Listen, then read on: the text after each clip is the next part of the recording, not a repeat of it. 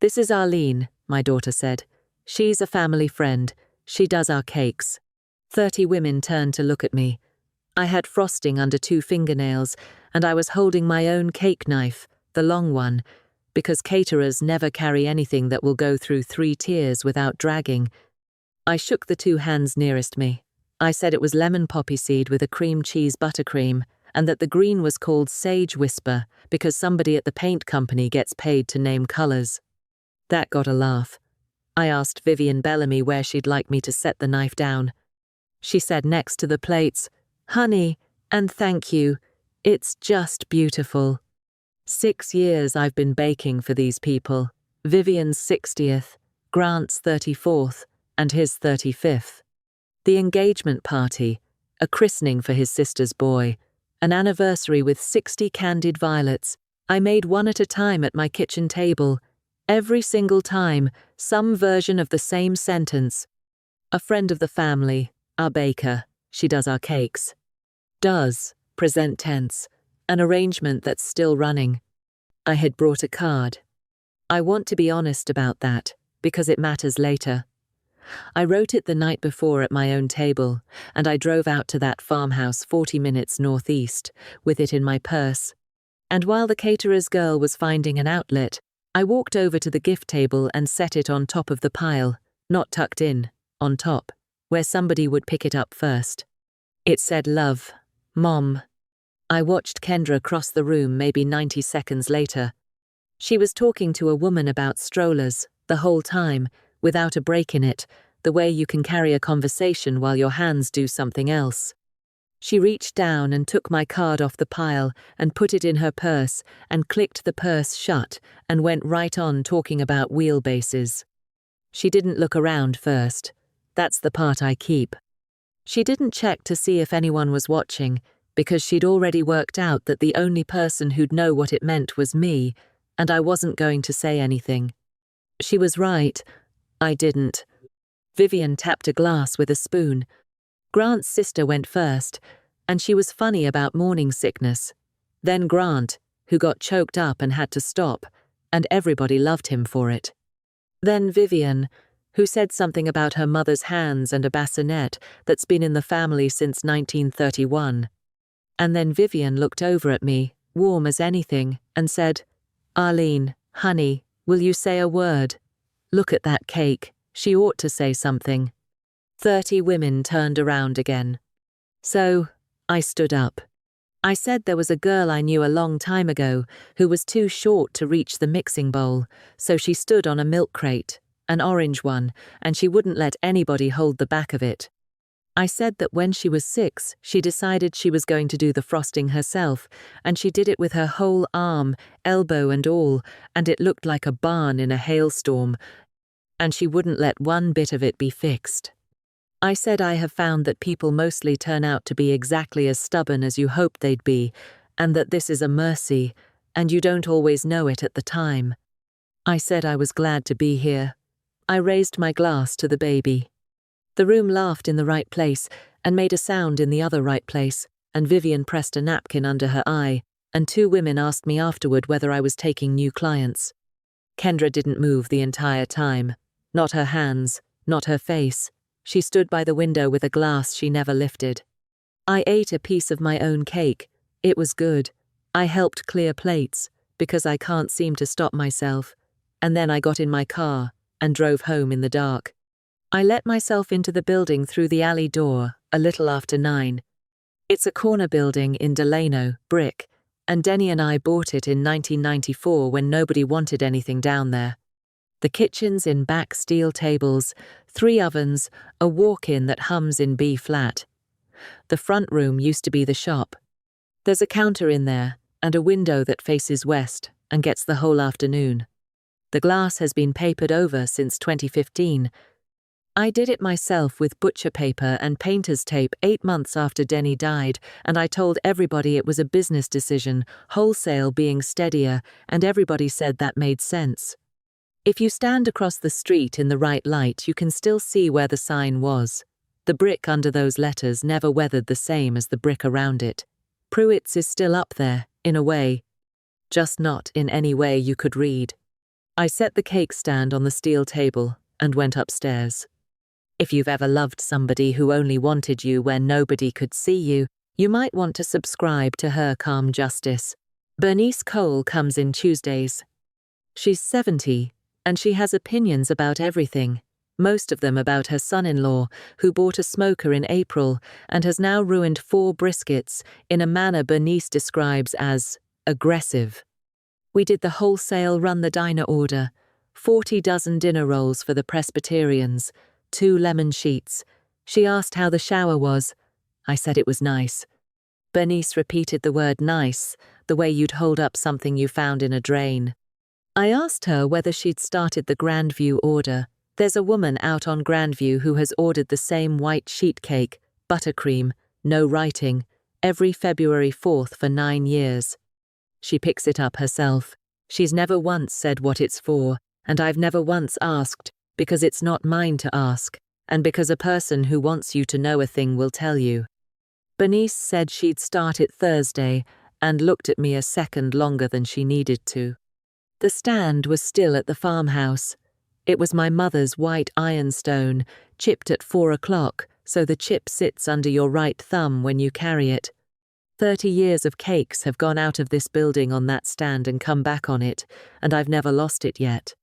So Thursday I drove out. Vivian was thrilled to see me. She apologized twice for not calling, said things had been a circus, made me take a peach off the counter.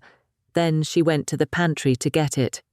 She came back with it wrapped in a dish towel and said the caterer had been so good they'd washed everything and stacked it all together so nothing would get lost. I said that was thoughtful of them. I got in the car and set it on the passenger seat and unwrapped the towel to check the chip, the way you check a thing you've had a long time. There was a piece of blue painter's tape on the bottom. Somebody had written a number on it in marker, 14. That's not cruelty. I want to be clear. A caterer walks into a house, sees serving pieces, and numbers them so the right ones go back in the right van. She was doing her job perfectly. She had no way to know that stand wasn't rental, because it was sitting on a pantry shelf with the chafing dishes, and nobody in that house had told her otherwise. Nobody in that house had told her otherwise. I drove home with it on the seat, and I didn't take the tape off. I sat at my kitchen table that night with the stand in front of me and my phone in my hand. I've never kept an order book. I know what people want. I know the salesmans want less almond than they say. I know the church wants the lemon in April and the caramel at Christmas, and will fight about it either way. But I keep the payments because the government wants them kept. Kendra pays me. She always has. Every time. Promptly. Usually the same night. I scrolled back 6 years, and I counted, and there were 41 of them. Cake, thank you. Cake for Saturday Grant's birthday cake. Sending a little extra for the drive. You're a lifesaver. 41 transfers, 6 years, and not one of them says Mom. I sat there a long time with that. Because here is what I couldn't get around, and it got harder the longer I looked at it. She paid me, every time, which meant every time I took it.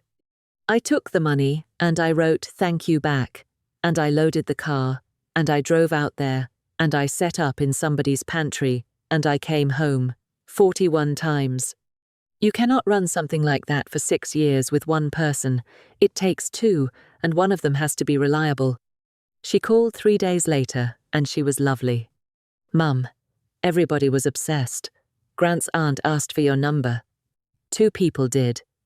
Also, while I've got you, can you pencil in the middle of March? The christening. Probably at the farm. Nothing crazy. Maybe lemon again? I said I'd put it down. That's the thing I'd like somebody to explain to me. She wasn't cold. There was nothing cold in that call. She was warm, and she was fast, and she was already booking the next one, and both of those things were true at once, and I have never been able to make them sit next to each other. The cousin called on a Monday. Grant's cousin, Shelby, 40s, one of the ones who'd asked. She wanted the same cake for a 40th. She was chatty in the way of a person who is doing 3 things at once and enjoying all of them, and we got through the flavor and the date, and then she said, This is so nice. Kendra said you knew her back when she was in the system. That's so sweet that you kept in touch all these years. I had a bowl in my hands. I set it down on the table. I said the 14th was fine, and I'd need a deposit, and did she want the sage green or something warmer for a 40th? Then I hung up and stood in my kitchen. Back when she was in the system, I raised that girl in a house on Vassar Street. I have her kindergarten handprint in plaster, in a box upstairs. I sat up with her the whole night. She had scarlet fever when she was 8, because the doctor said watch her, and I did not know how else to watch a person except by not blinking. I got the stand off the shelf and sat down with it and started working the blue tape off with my thumbnail. It had been on there a while, and the adhesive had gone gummy, and I worked at it in little rolls until there was nothing left but a clean spot in the old glaze, lighter than the rest. And while I did it, I thought about my own mother, in 1998, and the voice I used on her that last year. I wasn't cruel to her. I want that on the record too. I was patient. I was gentle. I spoke a little slower and a little louder than I needed to, and I paused after questions to give her time she didn't need yet. And I said okay in a soft way when she told me things I'd already decided weren't true. She noticed. I know she noticed, because once she said, "Don't do that," and I said, "Do what?" and she let it go. Shelby texted me 2 days later. 3 photos. Is this design still available or was it a one-off? It was a wedding cake. 4 tiers, buttercream, a spill of sugar dogwood down one side, ivory. I made that cake. I made it 6 years ago and delivered it to a rental kitchen up in Newton because I'd been told it was a courthouse thing. 2 witnesses. Grant's people wanted small, Kendra said. Nothing worth driving up for, Kendra said. You'd sit in a hallway for an hour. I said all right, and I made the cake anyway, because that's what I had to give, and I drove it to Newton and handed it off to a girl in an apron and drove home. In the photographs there is a tent. There are round tables under it, and I counted the chairs in the one clear shot, and I got 14 tables of 10. There is a string quartet. There is a seating chart on an easel with little cards fanned across it. There is an arch of white roses that cost more than my walk-in.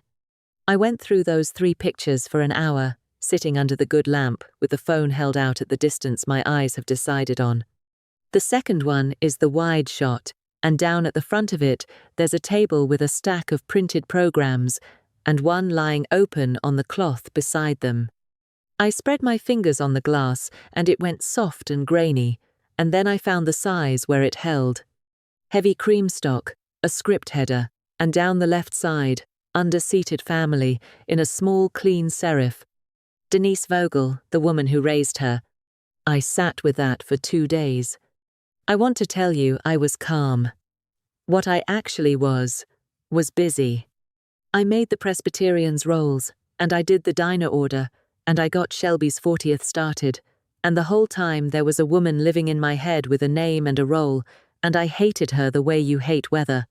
Kendra worked at a salon in Kansas City from 19 to 22, Vogel's. She swept up and answered the phone, and eventually did shampoos.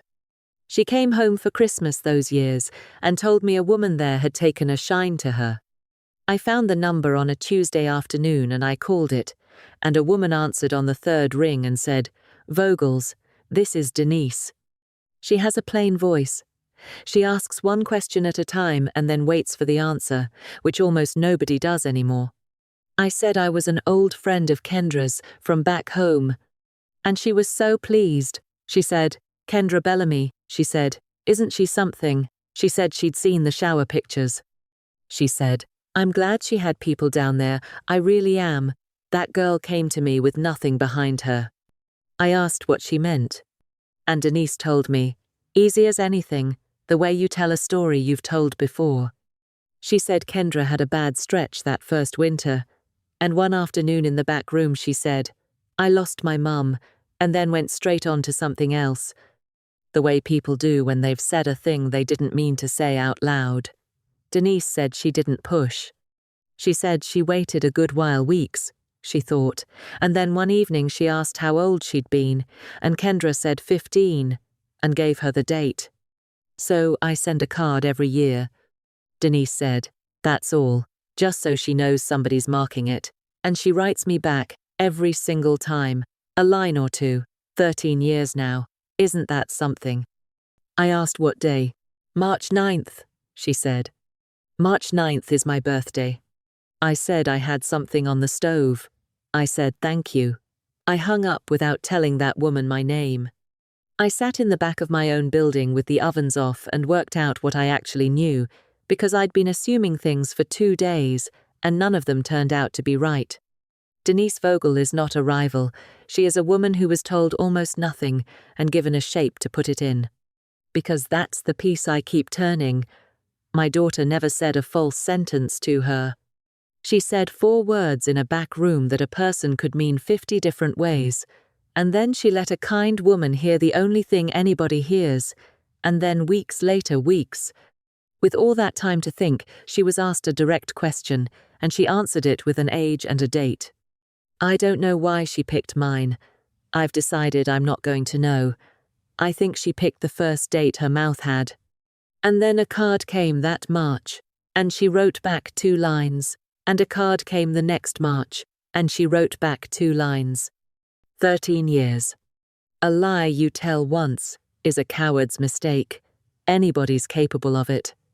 But a lie you answer every year, in your own handwriting, politely, on a schedule that's not a mistake anymore. That's a building. Somebody put that up on purpose and has been maintaining it, and there's an innocent woman living inside it who has spent 13 Marches being gentle to a grief that never happened. And I sat there in my kitchen with the ovens ticking as they cooled and understood that I could have written the same description of myself. Because that is exactly the arrangement. Neither one of us ever told a flat lie. Kendra let a sentence stand and then kept it painted. I said, sure, honey, in a kitchen on Vassar Street when she was 22 and frightened, and asked if she could call me a friend of the family for now, just till it was serious, and then I kept that one painted too, 41 cakes worth, and every year the paint went on easier. She built hers going one direction, and I built mine going the other, and we met in the middle at a baby shower, and neither of us has technically lied to anybody. I said yes because I thought it meant a month, and I said yes because that year I was a woman who had papered over her own front window and told everybody it was about wholesale margins. I wasn't anybody I wanted introduced. She asked me to be less at the exact moment I'd already made myself less. I laid the first brick. I have never once been able to work out how to set it down. I called her and asked her to come by the shop. She came Thursday evening in her coat, one hand under the bump, and I made her sit down on the stool by the mixer, and I told her I knew about the wedding, and I told her I'd spoken to Denise Vogel. She cried, I want to be fair to my daughter here, because this is the part where it would be easy not to be. She cried, and it was real. It wasn't strategy. Her face came apart the way it did when she was 9 and broke the good picture. She said she'd been 22. She said Grant's family has a name on a county road and a bassinet from 1931 and 4 generations of the same 40 acres, and she couldn't say it. She couldn't get her mouth to say my mother bakes by herself in a building with the windows papered over, so she said something else. And the something else was kind to her. That was the thing. The something else made room for her, and every year it got a little easier not to touch. And then one day, it was 7 years old and had a shape, and there wasn't any way to take it apart that didn't take her whole life apart with it. She said, just let me get through the birth, and the christening, then I'll fix it. I swear to God, Mum, I'll fix it. And I sat down across from her, and I told her exactly what fixing it meant, because I have watched people promise vague things for 68 years, and I know how much a vague promise weighs. I said, you tell Grant, you tell Vivian.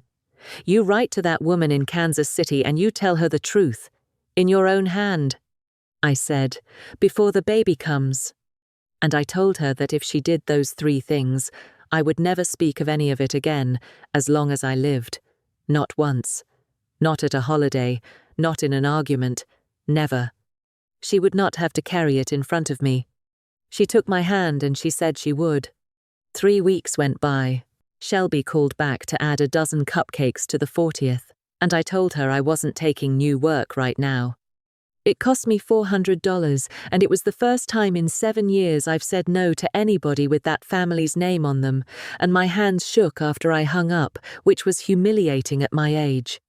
I wrote the letter on a Sunday. It took 4 tries. The first one ran 2 pages and had a sentence in it about the wedding, and I read it back and heard what it actually was, which was a woman handing a stranger a bill and calling it a courtesy. I crossed that sentence out, and then I crossed out the paragraph it lived in. The second one still had "I'm sure you can imagine" in it, and she couldn't, and it wasn't her job to. The third had my daughter's name in it 4 times. The fourth had it twice, both times because you can't leave a person unnamed in a sentence about herself. What came out was 1 page. Dear Mrs. Vogel, my name is Arlene Prewitt. I am Kendra's mother, and I am not dead.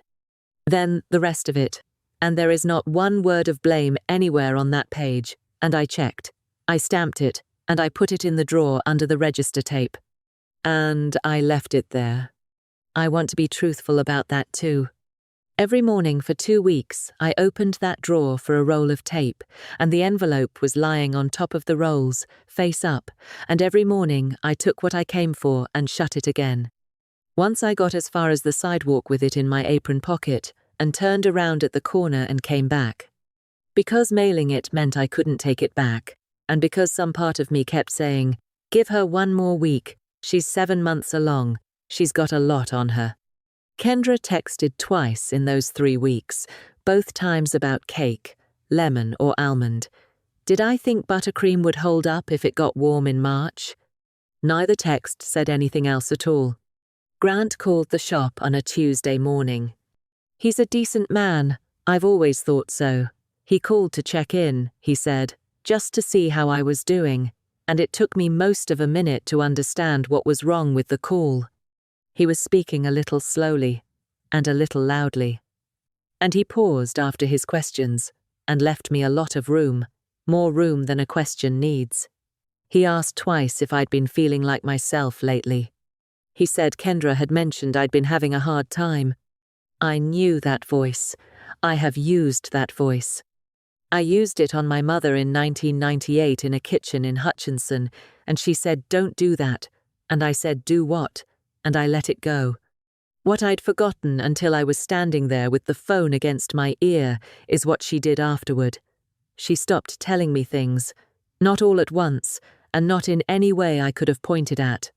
She just started running everything past me twice before she said it, and shortening it, and leaving out the parts she thought I'd take as evidence. I remember being relieved. I remember thinking she'd finally settled down. My daughter had gone to her husband ahead of time and put a frame around me. She didn't have to lie again. She'd installed a reason not to believe me in advance, and it cost her 1 sentence, and now every true thing I might ever say to that family would arrive already explained.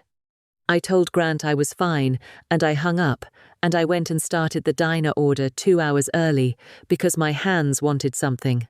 I put the salt in twice. $40 of flour in the barrel, and I stood over it and thought, there it is. There's the evidence, if anybody wants it. Vivian called that Friday, and she was lovely, because she is always lovely. She wanted to confirm the 15th of March. And she said, and I could hear her smiling, that she and Grant had been talking, and they'd love to just make me the family's baker, officially, a standing thing, every birthday and every occasion, because she couldn't imagine anybody else doing it now. And then she said, kindly, "Kendra's told us how good you were to her back then, when she didn't have anybody." I said I'd get back to her about March. I have been insulted before, everybody has. But there is nothing in this world like being thanked, sincerely, by a generous woman for a kindness you performed as somebody's mother, in the belief that you were a stranger doing charity. Bernice came in Tuesday and watched me ruin a batch of pastry cream by walking away from it. She didn't ask what was wrong. She's known me 30 years, and she has never once asked me what was wrong, which is most of why I can stand her. She scraped the pan out and started over and said, over the mixer, not looking up, "You know every order in this town by heart.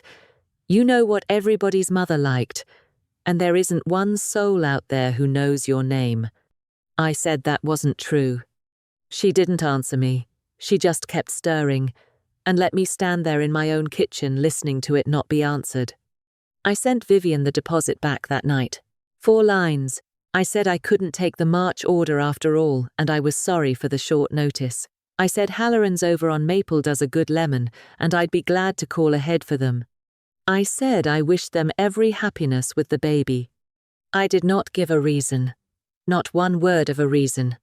Because managing my daughter's story has never been my job, and I have been doing it for free for 7 years, and Vivian Bellamy was going to have to ask somebody else why the cake wasn't coming. Then I stood in the dark front room for a while, behind that papered-over glass, and I understood that I had just closed the only door I had. There would be no reason for me to be at that farm in March. Or ever. The next morning I took the letter out of the drawer and read it once more and walked it down to the box on the corner and mailed it. It doesn't ask her for anything. It doesn't ask her to do anything either. But a woman who has sent 13 cards to a dead person is going to pick up a telephone, and I knew that when I dropped it in the slot. Kendra came to the alley door 9 days later, a little after 9 at night. I opened it, and I did not step back. She had her keys still in her hand. Denise had called her. Vivian had asked her about the cake. Grant was asking why her mother's friend had quit on them. She said a lot of things fast, and some of them were unkind, and I let her get to the end of them. Then I said the 3 things I had.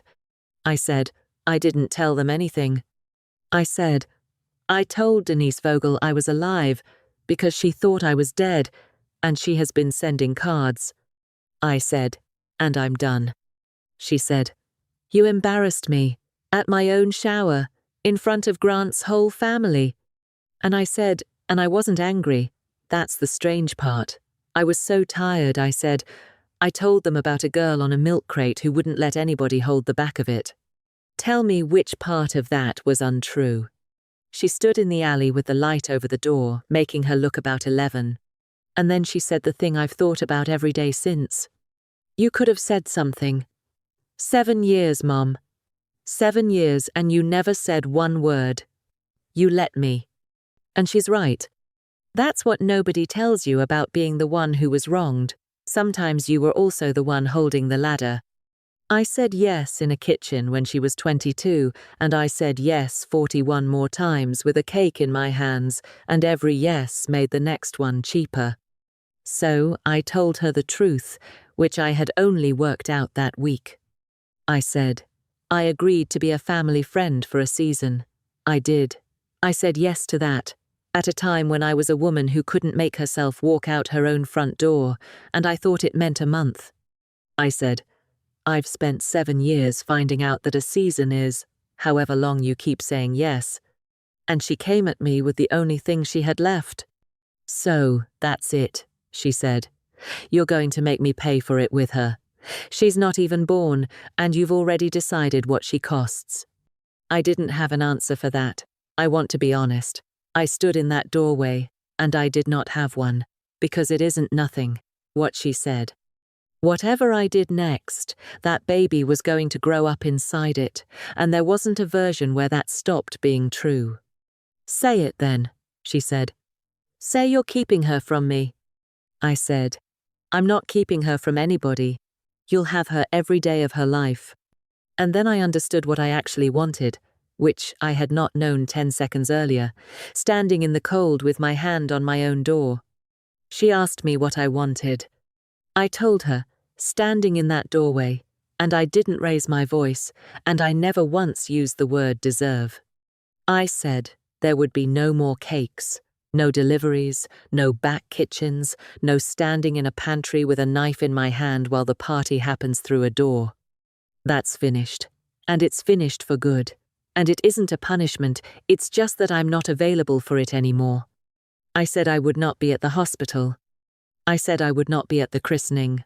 And I said, I will meet my grandchild when you can say the word mother out loud, in front of at least one other person, and mean it. That's all. That's the whole price. She stared at me. I watched her wait for the rest of it for money, or an apology written down, or a demand about grant, or some terrible thing she could refuse and feel righteous about. There wasn't any rest of it. There was one word. I think that's what took the legs out from under her. Not that it was too much. That it was so little, and she'd had it in her pocket the entire time, and she'd spent 7 years deciding it was too expensive to spend. She told Grant that week. He was angry. He is still angry, from what I understand, in the low, steady way of a man who doesn't shout, and he stayed. I think a lot of people expect me to say the marriage came apart, and it didn't, and I've decided that's harder for her and better for everybody. She has to live inside the repair instead of running out through a catastrophe. Vivian never heard one syllable of it from me. Whatever that woman knows, her daughter-in-law told her. The baby came on a Wednesday in February. A girl. I found out by text, with a photograph, at 6:20 in the morning. I had the yellow blanket half done. I'd started it in November, when I still thought this was going to end another way, and it was in the basket by the chair with the needles run through it, and I sat down and did 4 rows before I understood what I was doing. Then I rolled it up and put it in the cupboard over the stove where I keep the pans I don't use. I sent back 3 words. I did not send the blanket. She was 2 days old before I knew her name, and I learned it the same way I learned she'd arrived, and that is the single hardest thing in this entire story, and I did it on purpose, and I would do it again. March 9th came, and it was my birthday. Bernice made me a cake, badly, and complained about the oven the whole time, and no card went from Kansas City to anybody that year, because there was no longer a dead woman for anybody to remember. Denise wrote me back once. She said she didn't have the first idea what to do with 13 years. She said she wasn't angry at Kendra, or she was, but not the way you'd think. She said she'd like to meet me. On a Thursday in March, I went into the front room with a putty knife and started taking the paper off the glass. It came away in strips, and the west light came in behind it, all at once, the whole width of the room across a counter I hadn't seen since 2015, under 11 years of dust, with the grain of the wood still showing through it.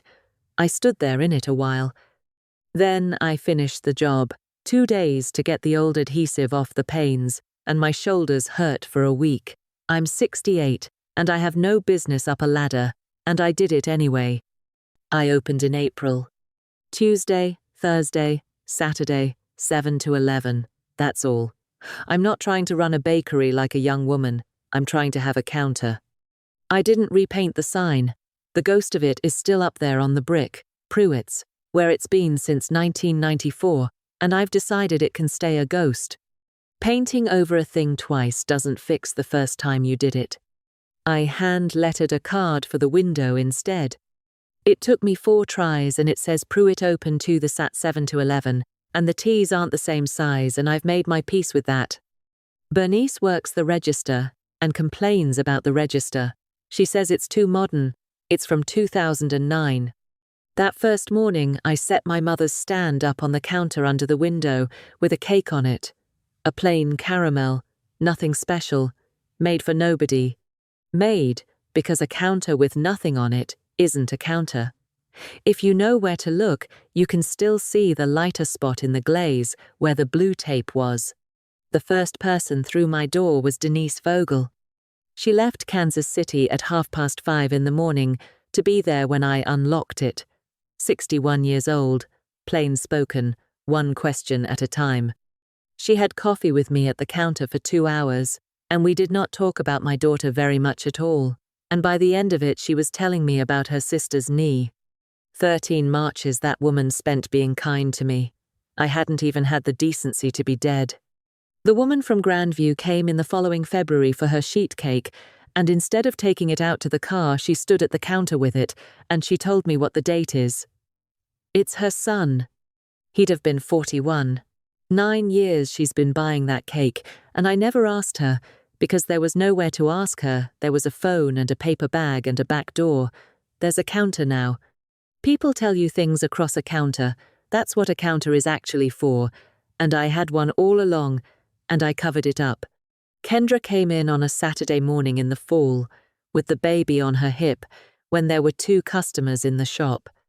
She'd told Grant. She'd told Vivian. All of it, to her face.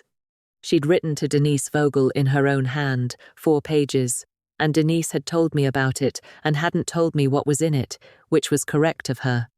My daughter came up to my counter, in front of a man buying rolls and a woman waiting on a dozen kolaches, and she put something down on the wood between us. It was the card, the one I set on top of the gift pile. Love, Mom. She'd carried it in that purse, and then had it in a drawer the better part of 2 years. Then she said it, out loud, in a room with people in it, in a voice meant to be heard. She said, "This is my mother." I came around the counter. She set one condition, and it wasn't money, and it wasn't an apology, and it wasn't anybody's house.